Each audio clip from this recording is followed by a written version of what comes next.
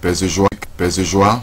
Je vous salue dans le nom puissant de Nazareth. Ce jour, nous allons, avec la grâce de Dieu, écouter la parole, cette parole qui est esprit et vie, cette parole qui fait du bien, cette parole qui restaure toute vie. Aujourd'hui, bien-aimés dans le Seigneur, nous allons parler d'un thème très important. Le thème, je l'ai intitulé « Jésus revient bientôt ». Bien-aimés dans le Seigneur, nous allons prendre le livre de Marc au chapitre 13, du verset 1er au verset 4. Et nous allons lire. Comme Jésus s'en allait au temple, un de ses disciples lui dit, « Maître, regarde, quelle pierre, quelle construction !» Jésus lui dit, « Tu vois ces grandes constructions, il ne restera pas pierre sur pierre, tout sera détruit. » Comme il était assis au mont des Oliviers, en face du temple, Pierre, Jacques, Jean et André, à l'écart, lui demandaient, « Dis-nous quand cela arrivera et quel sera le signe que tout cela va venir. » Gloire à Jésus. Bien-aimés dans le Seigneur, la parole de Dieu est si merveilleuse. Aujourd'hui, nous allons entendre cette parole. Jésus revient bientôt. Oui, peut-être que des chrétiens ont oublié cette parole. Ils ont oublié cette promesse du Seigneur qui, avant de partir, a promis l'Esprit Saint pour que l'évangile soit proclamé à travers toute la terre. Mais le Seigneur avait promis qu'il reviendrait pour chercher ses élus. Et aujourd'hui, il suffit seulement de regarder l'attitude des chrétiens pour se rendre compte qu'ils ont oublié l'avènement du Seigneur. Aujourd'hui, tout le monde, dans les sanctuaires, devant la Vierge Marie, devant le Saint-Sacrement, dans le tabernacle, sont en train de prier, tantôt pour des bénédictions matérielles, tantôt pour des voyages, des mariages, du travail. Et ce n'est pas mauvais, je n'ai jamais condamné cela. Mais il faut que nous sachions pourquoi nous sommes ici. Bien-aimés dans le Seigneur, Dieu, en effet, créa le monde. C'était pour que le monde vive l'éternité des éternités. On se souvient très bien que les premiers hommes, ce que la Bible appela en Genèse le chapitre 6, les géants, les hommes qui ont vécu des centaines d'années, 900 ans, 800 ans, 700 ans, parce que Dieu n'avait pas créé l'homme pour que l'homme meure. Mais le péché a poussé Dieu à nous rejeter loin de sa face. Mais l'amour de Dieu n'a pas été rompu. La Bible même précise que Dieu, en effet, a tant aimé le monde qu'il a donné Jésus-Christ. Alors pour que nous puissions connaître la vie et retrouver l'éternité qui nous avait été promise il y a des années. Jésus revient bientôt. Bien-aimés dans le Seigneur, nous venons de partager un texte. Dans ce texte, il est dit que un des disciples de Jésus lui dit ceci. Un des disciples de Jésus-Christ lui dit ceci. Il dit, Maître, quelle pierre, quelle construction. Ce disciple était émerveillé par le temple, la beauté et la splendeur du temple. Ce disciple était émerveillé par l'architecture.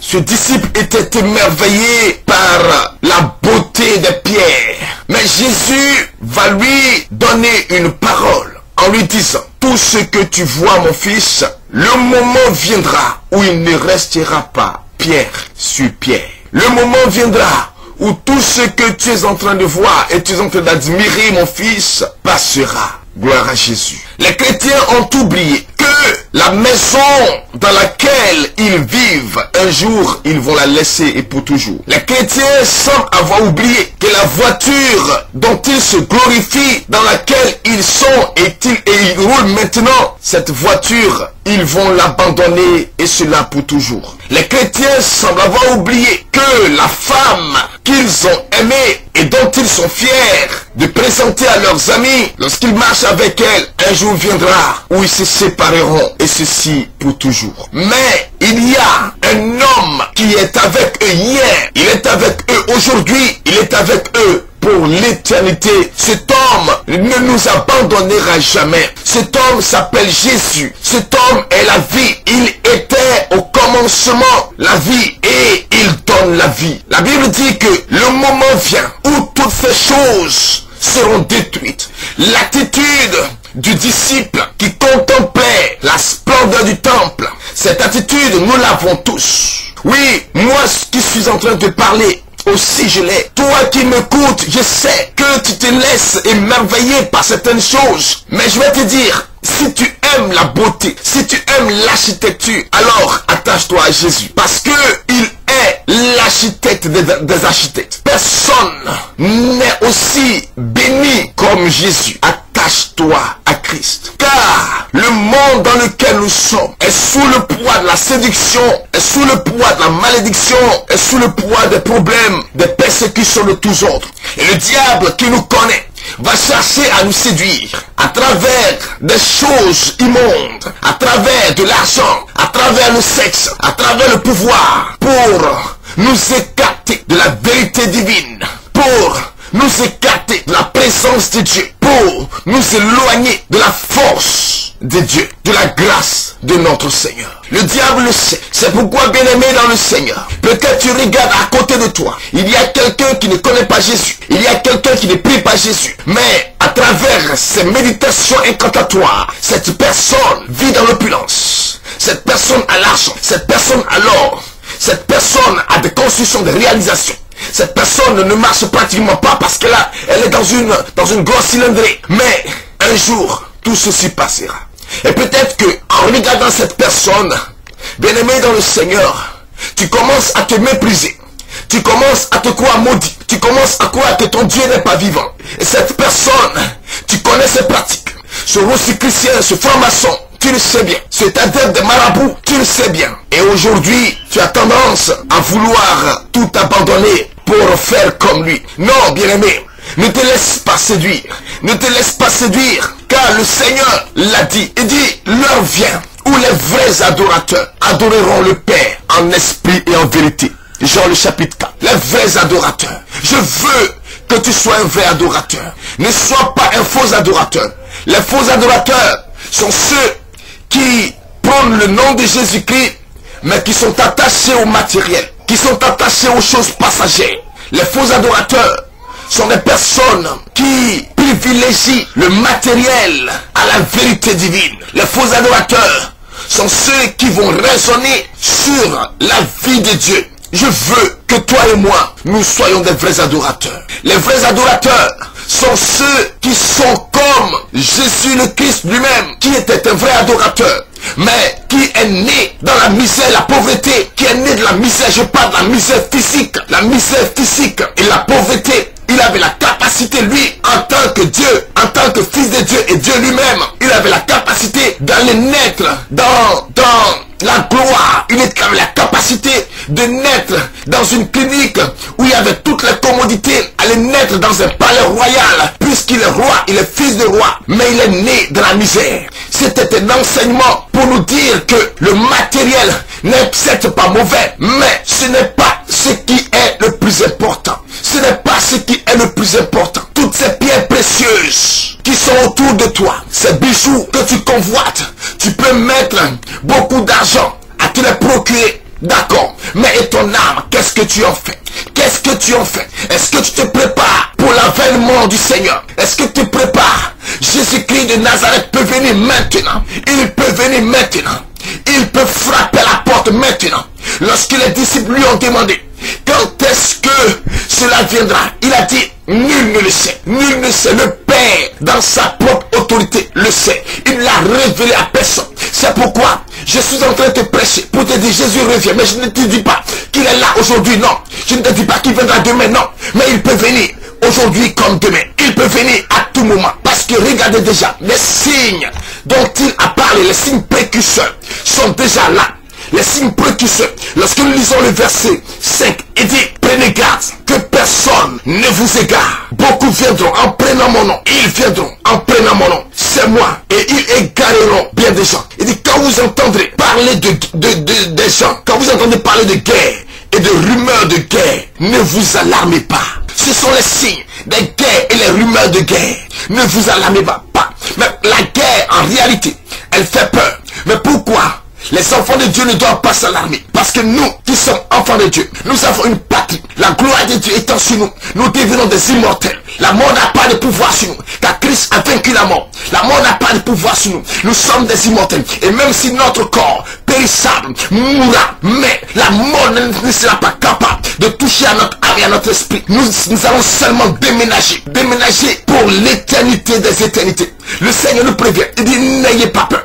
Mais seulement ce sont les signes de la fin des temps. Regardez aujourd'hui, les faux prophètes, ils sont là. Les faiseurs de prodiges, les faiseurs de miracles, ils sont là. Ils ne prêchent plus Jésus, ils prêchent eux-mêmes leur vie. Ils n'ont plus le temps de prêcher Jésus-Christ. Ils font des miracles. Ils sont capables de changer la vie d'un homme en un rien de temps. Oui, je sais que le Christ lui-même l'a fait. Mais Jésus-Christ n'était pas venu sur la terre pour faire des miracles. Mais il voulait seulement amener les gens à la foi. Si quelqu'un te prêche un évangile de miracle, sans te prêcher le miracle de l'évangile, cette personne n'est pas de la vérité. Alors bien aimé dans le Seigneur, écoute aujourd'hui cet évangile, où je t'annonce la gloire à venir. Le Seigneur Jésus-Christ frappe à la porte. Les temps sont accomplis. Il faut maintenant changer de manteau. Il faut maintenant changer de vie. Le séducteur est entré dans le monde. Et regardez bien, aujourd'hui, l'homosexualité bat le plaid. Aujourd'hui, les bars de stripteasme battent le plaid. Aujourd'hui, l'alcool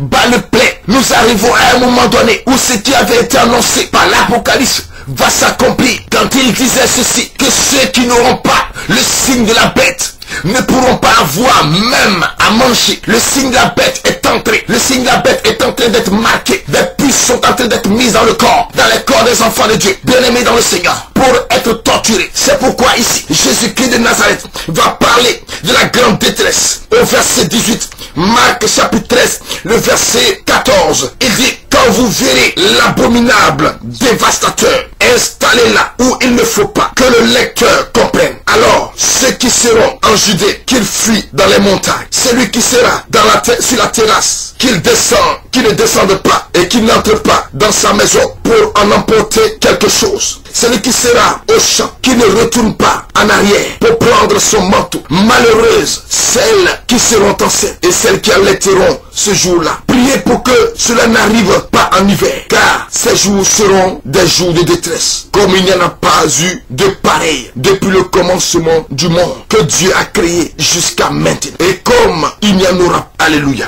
Les temps de détresse arrivent, les temps de douleur arrivent. Aujourd'hui, regardez, suivez même les conflits d'intérêt, les conflits religieux où le diable inspire des doctrines diaboliques, des doctrines sataniques pour les répandre à travers le monde. Et même l'église est assaillie, tout le monde s'élève. Il est devenu prophète. Par quelle onction? Nous ne savons pas. Il faut faire attention. Il faut faire attention. Le Seigneur Jésus-Christ nous a prévenus. Faites très attention. Ayez la grâce du discernement pour savoir ce qui est bon du mauvais. Ce qui est bon du mauvais. Le temps de l'accomplissement de cette parole est là. Il faut que tu donnes ta vie à Jésus-Christ. Abandonne le matériel. Peut-être que tu ne travailles pas et tu en souffres. Mais qu'est-ce qui te dit que tu es malheureux? Tu as une part auprès de Dieu. La vie éternelle. La bénédiction qui n'aura pas d'effet. Parce que tu le veuilles ou pas, un jour tu quitteras cette terre. Tu quitteras ce monde. Que tu le veuilles ou pas, un jour tu rejoindras ton Père céleste dans la gloire infinie. Alors, consacre-lui ta vie. Consacre-lui ta vie. Afin que lorsque le Seigneur viendra, tu ne sois pas écarté. Le verset 24 de Marc le chapitre 13, il dit ceci. Mais en ce jour-là, après cette détresse, le soleil s'obscurcira. La lune ne brillera plus. Donc les ténèbres envahiront toute la terre. Nous serons envahis par toute la terre. Alors nous serons maintenant dans les dernières heures. Les dernières heures. Là où il n'y a plus de pardon. Là où il n'y a plus de pouvoir de conversion. Parce que